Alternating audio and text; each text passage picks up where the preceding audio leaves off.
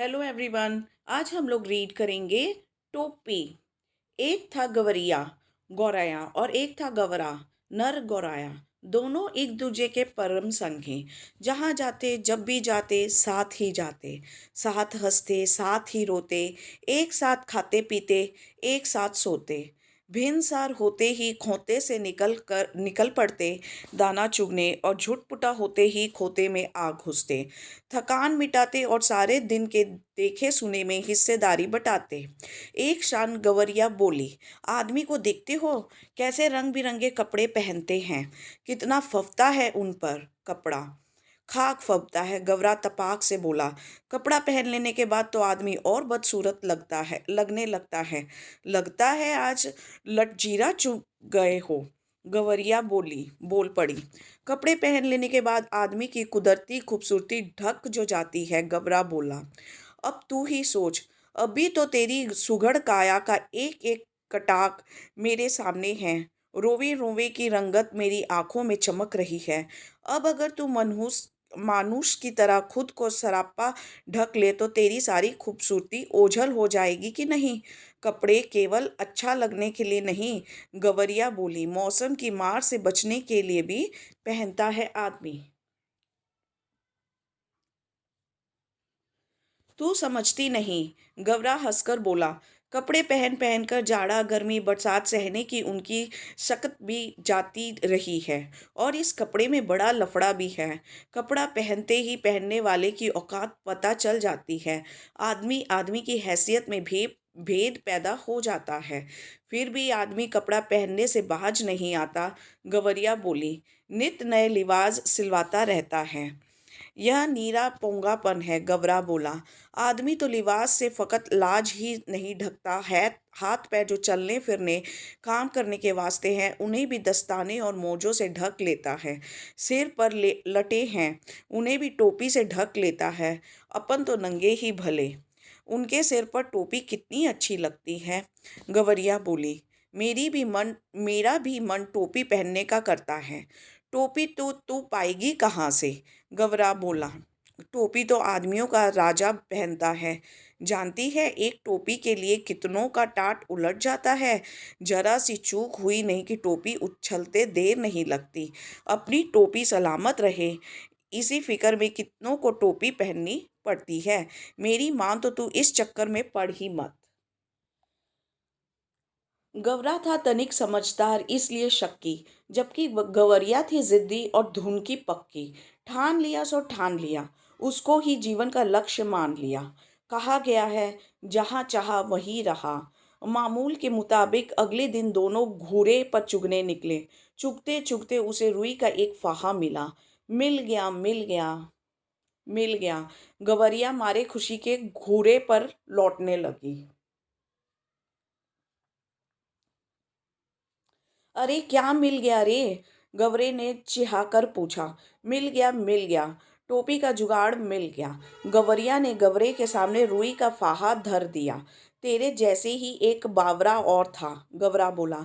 रास्ता चलते चलते उसे अचानक एक दिन पड़ा हुआ चाबुक मिल गया। चाबुक था बड़ा उम्दा और लचकदार, किसी घुड़सवार के हाथ से छूटकर गिर गया होगा। चाबुक हाथ लगते ही वह बावरा चीखने लगा। चाबुक तो मिल गया, बाकी बचा तीन, घोड़ा लगाम जीन।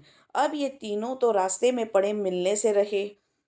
सब काम धंधा छोड़ वह बाबरा ताउम्र यह रटता रहा। बाकी बचा तीन, घोड़ा लगाम जीन। गवरा उसे समझाते हुए बोला, इस रूही के फाहे से लेकर टोपी तक का सफर तुझे कुछ अता पता है? बस देखते जाओ अब कैसे बनती है टोपी। गवरिया रुई का फाहा लिए एक धुनिया के पास चली गई और बड़े मुनहार से बोली, दुनिया भैया, इस रुई के फाहे को धुन दो। दुनिया बेचारा बूढ़ा था, जाड़े का मौसम था। उसके तन पर वर्षों पुरानी तार तार हो चुकी एक मिर्जई पड़ी हुई थी। वह कांपते हुए बोला, तू जाती है कि नहीं, देखती नहीं? अभी मुझे राजा जी के लिए रजाई बनानी है। एक तो यहाँ का राजा ऐसा है जो चाम का दाम चलाता है, ऊपर से तू आ गई फोकट की रुई धुनवाने। उज्र न करो भैया, भाई भैये, गवरिया बोली। मैं तुम्हें पूरी उजरत दूंगी। इसे धुन दो भैया, आधा तू ले ले आधा मैं ले लूंगी। धुनिए को अपनी जिंदगी में आज तक इतनी खरी मजदूरी कभी ना मिली थी। 16 आने में 8 आने मजदूरी मजूरी। तो इसके लिए सपना था। वह झट तैयार हो गया। घर चो उसकी ताती बज उठी। उसने बड़े मन से रुई धुनी। लो इसे। उसमें से आधा धुनिया ने ले लिया और आधा गवरिया ने। इससे उत्साहित गवरा गवरिया एक कोरी के यहाँ गए और कहने लगे, कोरी भैया, यह धुनी रुई से सूत काट दो। कोरी की कमर झुकी हुई थी। उसके उसने बदन पर धज्जी धज्जी हो चुकी एक धुस्सा डाल रखा था। अनिच्छा से बोला, तुम लोग यहाँ से भागते हो कि नहीं? देखते नहीं अभी मुझे राजा जी के अचकन के लिए सूत काटने हैं। मुझे फुर्सत नहीं है मुफ्त में मल्लार गाने की। भैया, इस मुल्क में सब काम क्या राजा जी के लिए ही होता है?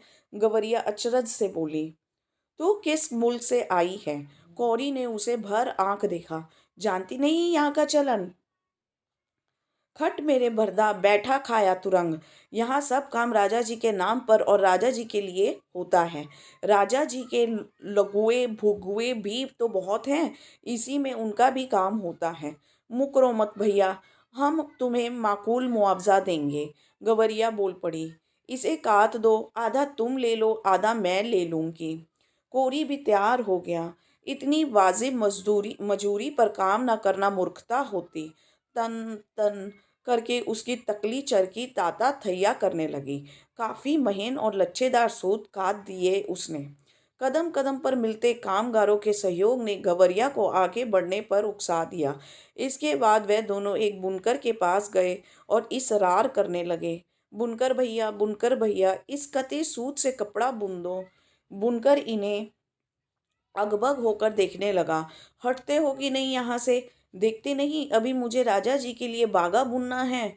अभी थोड़ी देर बाद ही राजा जी के करिंदे हाजिर हो जाएंगे। साव करे भाव तो चबाब करे चाकर। इतना कहकर बुनकर अपने काम में मशगूल हो गया। इसे बूंद दे भैया, गवरिया ने साहस संजोकर कहा। हम सेंत मेंत का काम नहीं करवाते। इसे बूंद दे और आधा तू ले ले आधा हम ले लेंगे। बुनकर ने देखा कि सौदा बुरा नहीं है। वह तैयार हो गया। सूत अपनी ओर खींचकर ताना बाना पसार दिया। उसका करघा चलने लगा। ढरकी ढुलकने लगी। थोड़ी ही देर में उसने काफी गफ्श और तपीज कपड़ा बुन दिया। आधा उसने ले लिया और आधा इन्होंने। गवरिया ने 3/4 मंजिल मार ली थी। कपड़ा लिए दिए वह एक दर्जी के पास जा पहुंची। दर्जी भैया, इसकी टोपी सील दो। खिसकती हो कि नहीं यहाँ से? दर्जी रोष में बोला। देखते नहीं राजा जी की 7वीं रानी से 9 बेटियों के बाद 10वां बेटा पैदा हुआ है। अब उसे दसरतन के लिए मुझे ढेरों झब्बे सिलने हैं। दर्जी ने माथे का पसीना पोंछते हुए ठंडी आह भरी। कुछ देना ना लेना, भर माथे पसीना। हम तो भैये बेगार में कुछ करवाते नहीं। गवरिया बोली। इस बुने कपड़े की टोपी सील दे, बल्कि 2 टोपियां सील दे। एक तू ले ले, एक हम ले लेंगे। मुंह मांगी मजदूरी पर कौन मूजी तैयार ना होता। कच कच उसकी कैंची चल उठी और चूहे की तरह सर सर उसकी सुई कपड़े के भीतर बाहर होने लगी। बड़े मनोयोग से उसने 2 टोपियां सिल दी। खुश होकर दर्जी ने अपनी ओर से एक टोपी पर 5 फुदने भी जड़ दिए। फुदने वाली टोपी पहनकर तो गवरिया जैसे अपने आपे में ना रही। 1.5 टांगों पर ही लगी नाचने। फुदक फुदक लगी गवरा को देखने। देख मेरी टोपी सबसे निराली, 5 फुदने वाली। वाकई तू तो रानी लग रही है। गवरे को भी आखिरकार कहना पड़ा। रानी नहीं, राजा कहो, मेरे राजा। गौरियाँ ऊंचा उड़ने लगी। अब कौन राजा मेरा मुकाबला करेगा? टोपी पहनते ही उसके मन में एक नए हुलस ने जोर मारा कि क्यों ना इस मुल्क के राजा का भी एक बार जायजा लिया जाए, जिसके लिए इतने सारे काम होते हैं। उड़ते उड़ते वे राजा के महल के कंगूरे पे जा बैठी। उसी वक्त राजा अपने चौबारे पर टहलुओं से खुली धूप में फुलेल की मालिश करवा रहा था। राजा उस वक्त अधनंग बदन और नंगे सिर था। एक टहलुआ सिर पर चंपी कर रहा था, तो दूसरा हाथ पांव की उंगलियां फोड़ रहा था, तो तीसरा पीठ पर मुक्की मार रहा था, तो चौथा पिंडली पर गुद्दी काढ़ रहा था।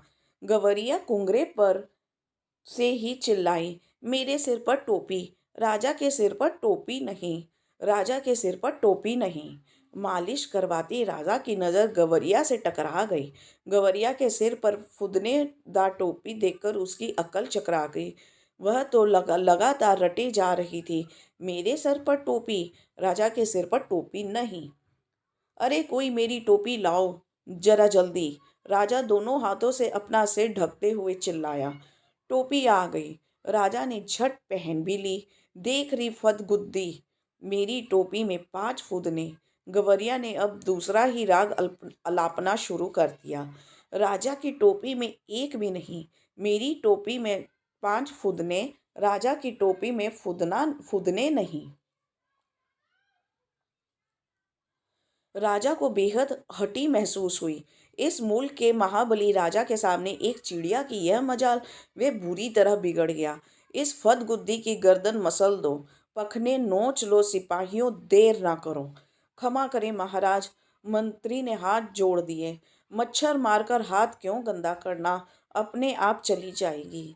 तब राजा सिपाहियों से बोला, यह ऐसी नहीं मानेगी, इसकी टोपी छीन ले आओ, उसे मैं पैरों से ठोकर मारूंगा। एक सिपाही ने गुलेल मारकर गवरिया की टोपी नीचे गिरा दी, तो दूसरे सिपाही ने झट वह टोपी लपक ली और राजा के सामने पेश कर दिया। राजा टोपी को पैरों से मसलने ही जा रहा था कि उसकी खूबसूरती देखकर दंग रह गया।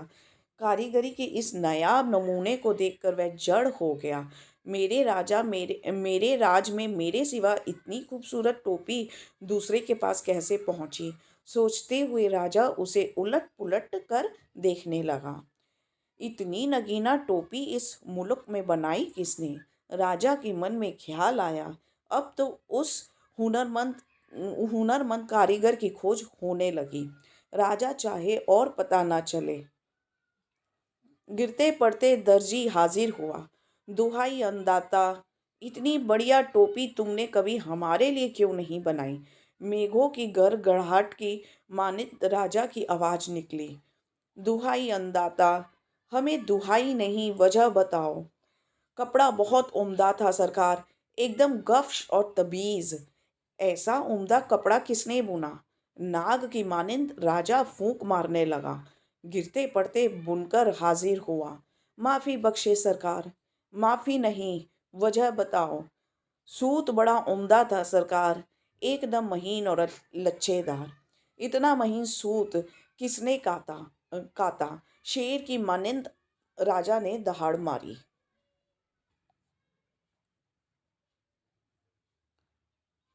गिरते पड़ते कोरी हाजिर हुआ। जान बख्शे महाराज, जान नहीं, वजह बताओ। रुई बड़ी बेहतरीन थी सरकार, एकदम बादलों की तरह धुनी हुई। इतनी बेहतरीन रुई किसने धुनी। बिजली की तरह राजा की आवाज कड़की। हाफते छाती पीटते दुनिया हाजिर हुआ। खमा अंदाता, खमा नहीं, वजह बताओ। राजा गुस्से से कांप रहा था। तुम चारों ने मिलकर इस गवरिया का काम किया, हमारे लिए आज तक ऐसा काम क्यों नहीं किया। आपके लिए भी किया है सरकार, दुनिया ने जमीन पर लेट कर कहा। आगे भी आपके लिए करेंगे सरकार।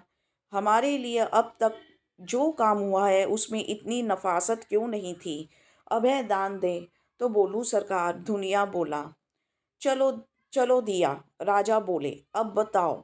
महाराज, इस गवरिया ने जो भी काम करवाया उसमें आधा हिस्सा दे देती थी। जिसके पास बहुत कुछ है वह कुछ भी नहीं देता। इसके पास कुछ भी नहीं था, फिर भी यह आधा दे देती थी। इसलिए इसके काम में अपने आप नफासत आती गई सरकार। दुनिया दंडत्व पर दंडत्वत किए जा रहा था। देख ले राजा, आंख में अंगुली डालकर देख ले, इसके लिए पूरे मोल चुकाए हैं, बेगार की नहीं है ये। गवरिया फिर चिल्लाने लगी, यह राजा तो कंगाल है, नीरा कंगाल। इसका धन घट गया लगता है, इसे टोपी तक नहीं जुड़ती। तभी तो इसने मेरी टोपी छीन ली। राजा तो वाकई अकबका गया था। एक तो तमाम कारीगरों ने उसकी मदद की थी, दूसरी इस टोपी के सामने अपनी टोपी की कम सूरती, तीसरा खजाने की खुलती पोल। इस पाखी को कैसे पता चला कि धन घट गया है? तमाम बेगार करवाने बहुत सख्ती से लगन वसूलने के बावजूद राजा का खजाना खाली ही रहता था। इतना ऐशो आराम, इतनी लश्करी, इतने लवाजमे का बोझ खजाना संभाले भी तो कैसे? तमाम लोग निकल आए थे यह अनोखा तमाशा देखने। मंत्री ने हौले हौले से कहा, यह मुंह फट तो महाराज को बेपर्दा ही करके दम लेगी। राजा तो खुद घबरा रहा था, झट से बोल पड़ा, इसकी टोपी वापस कर दो। सिपाहियों ने कहना माना। टोपी वापस कंगूरे की ओर हवा में उछाल दी गई। गवरिया ने फिर से टोपी पहन ली और उड़ उड़ कर कहने लगी, यह राजा तो डरपोक है, नीरा डरपोक। मुझसे डर गया, तभी तो इसने मेरी टोपी लौटा दी। कौन इस मुंह फट से मुंह लगे? क्यों मंत्री जी? राजा कहकर क्यों मंत्री जी कहकर राजा ने अपनी टोपी कसकर पकड़ ली। सृंजय लेखक इस पाठ के। Everybody, for more videos on English book, It So Happened, Honeydew, and please visit our channel and please like, share, and subscribe to our channel. Thank you very much, everyone. Have a good day.